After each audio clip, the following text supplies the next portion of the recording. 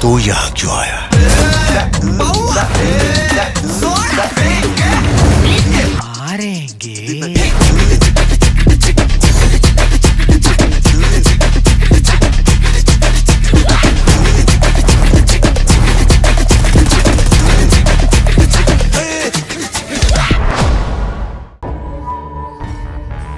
डॉली, डॉली, डॉली, डॉली, डॉली, আমার কি সর্বনাশ হয়ে গেল?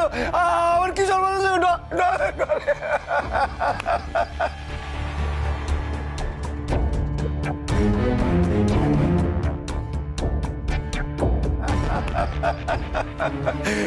কি করব আমি? পুলিশে ফোন করি। পুলিশ। ডলি,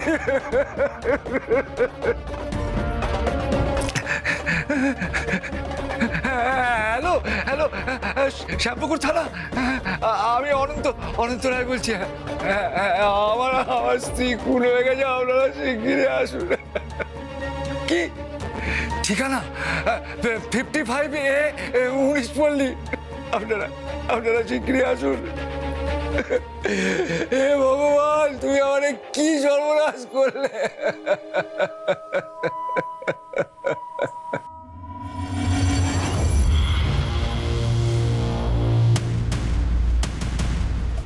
যাক, পুলিশকে ফোন করা হয়ে গেছে। এবার টিনাকে একটা ফোন করতে হবে। ডলি সোনা, তুমি পরপারে গিয়ে ভালো থাকো। হ্যাঁ, ওম শান্তি, ওম শান্তি।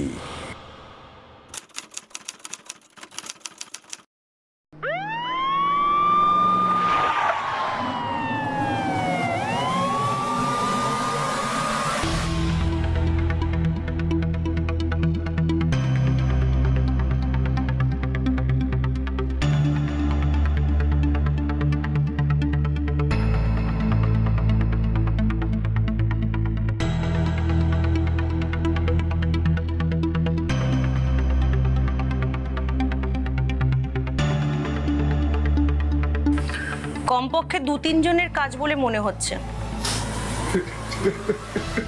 টাকা পয়সা গয়না গাড়ি সব নিয়ে গেছে ম্যাডাম, সব। এমনকি আমার স্ত্রীকেও ছাড়েনি। কি নিষ্ঠুর এরা! আপনি একটু শান্ত হন। এবার টিনাকে ফোন করি। পুলিশের সামনে ফোন করলে ভালোই হবে।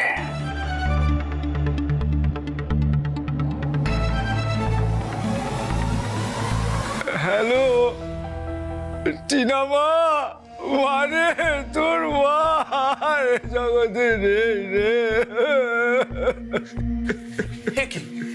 কি করে হলো ম্যাম এটা? উনি কে? উনি আমাদের জামাই স্বপ্নীল বসু।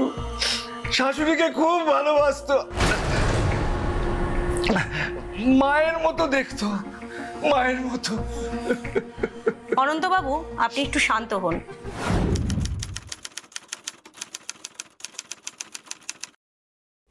আর আপনাকে একটু থানায় আসতে হবে। আমিও যাবো থানায় ম্যাম। না, এখনই নয়, আপনার সঙ্গেও আমার কথা আছে, কিন্তু আগে ওনার সঙ্গে কথাটা সেরে নি।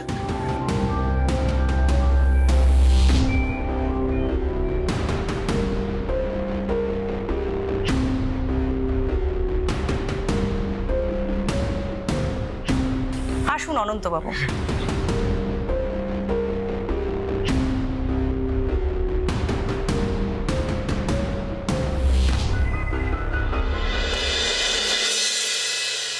আপনি অনন্ত রায়, ডলি রায়ের হাজব্যান্ড। আপনার একমাত্র মেয়ে ডক্টর টিনা বসু বোলপুর হসপিটালে কর্মরত। বিয়ে হয়েছে স্বপ্নুল বসুর সঙ্গে। ঠিক বলছি তো অনন্তবাবু? হ্যাঁ স্যার, হ্যাঁ।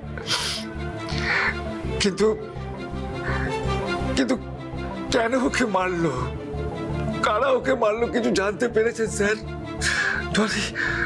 ডলি তো কারো কোনো ক্ষতি করেনি স্যার। দেখুন, তদন্ত এখন প্রাথমিক পর্যায়ে।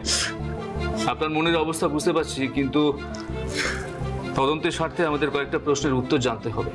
বল। আপনার বাড়িতে কোনো কাজের মহিলা বা পুরুষ? কাজল, মানে কাজের মেয়ে স্যার। ওই ওর বোনের বিয়ের জন্য 1 সপ্তাহের ছুটি নিয়েছে। কিন্তু স্যার ওর কথা কেন বলছে? আচ্ছা অনন্তবাবু, এই যে আপনার বাড়িতে এত সোনা দানা নগদ 2 লক্ষ টাকা নিয়ে ডলি দেবীকে খুন করে যে বা যারা চম্পট দিল, তারা কি করে জানলো যে আপনার বাড়িতে এত কিছু আছে? বাড়ির কেউ না কেউ নিশ্চয়ই খবরটা লিক করেছে। ধরে নিতে পারি আপনার ওই বাড়ির মেয়ে খুব ভালো, সেই ভালো মেয়েই হয়তো ইনফরমেশনটা লিক করেছে। অসম্ভব, অসম্ভব স্যার। কাজল আমাকে আর ডলিকে খুব সম্মান করে। ডলি ওকে ওর মেয়ের মতো দেখতো। কালকেই ও কাজে জয়েন করবে, আপনারা ওকে প্রশ্ন করে দেখবেন। আর এসে যদি জানতে পারে যে ডলি নেই, ও স্যার আমার মেয়ের মতো কষ্ট পাবে স্যার, ভীষণ কষ্ট পাবে। তো এই ঘটনাটা ঘটার পরে আপনার মেয়ের তো নিশ্চয়ই আজ রাত্রের মধ্যে বাড়িতে চলে আসার কথা। দেখুন অনন্তবাবু, আপনার জামাই স্বপ্নিল বাবুর সঙ্গে আমাদের কথা বলাটা দরকার। ওই কয়েকটা জিজ্ঞাসাবাদ আছে আর কি। আর সেই সঙ্গে আপনার বাড়ির ওই মেয়ে, কি বললেন ওই নামটা? কাজল। এই কাজলকেও একবার থানায় আসতে হবে। আসবে, আসবে স্যার, নিশ্চয়ই আসবে। আপনি এখন আসুন। বাই দ্য ওয়ে, আপনি কি করেন অনন্তবাবু? স্যার আমার একটা কাপড়ের দোকান আছে স্যার। ঠিক আছে, ফোনটা এখানে জমা করে যাবেন। স্যার ফোনটা তো আজকে আমি মানে ওটা না বাড়িতে ফেলে এসেছি। ফোনটা বাড়িতে ফেলে এসেছি? হ্যাঁ স্যার। আচ্ছা বেশ, আমরা ফোনটা কালেক্ট করে নেবো। আসুন। নমস্কার। নমস্কার।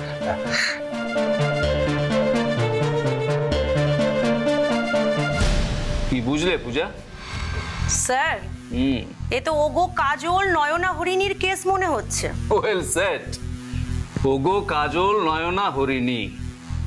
ওই হরিণীকে তুলে আনো, দরকার হলে ওকে খাঁচায় পোড়ো। Okay sir.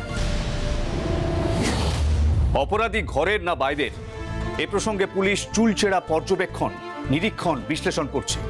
ডলি রায়ের প্রত্যেকটা বাড়ির সদস্যের বয়ান আতশ কাঁচের তলায় রেখে পুলিশ দেখে নিচ্ছে কে সত্যি বলছে আর কে মিথ্যে বলছে। রায়বাড়ির সম্পর্কগুলো রহস্যে মোড়া, ভুলভুলাইয়ার মতো। তাই পুলিশ মেপে মেপে প্রতিটা পদক্ষেপ নিচ্ছে, যাতে ফাঁক পেয়ে অপরাধী মিসলিড না করে কিংবা পালিয়ে গা ঢাকা না দেয়। আর আইনের চোখে ফাঁকি দেওয়া অত সহজ নয়, না, অসম্ভব। দেখুন স্যার, অপরাধীরা 2 জন ছিল। ডলি হত্যার আগের দিন ওরা রেকি করে যায়, সিসিটিভির লাইনও কেটে দিয়েছে। আমি আপনাকে ফুটেজটা দেখাচ্ছি, এই দেখুন।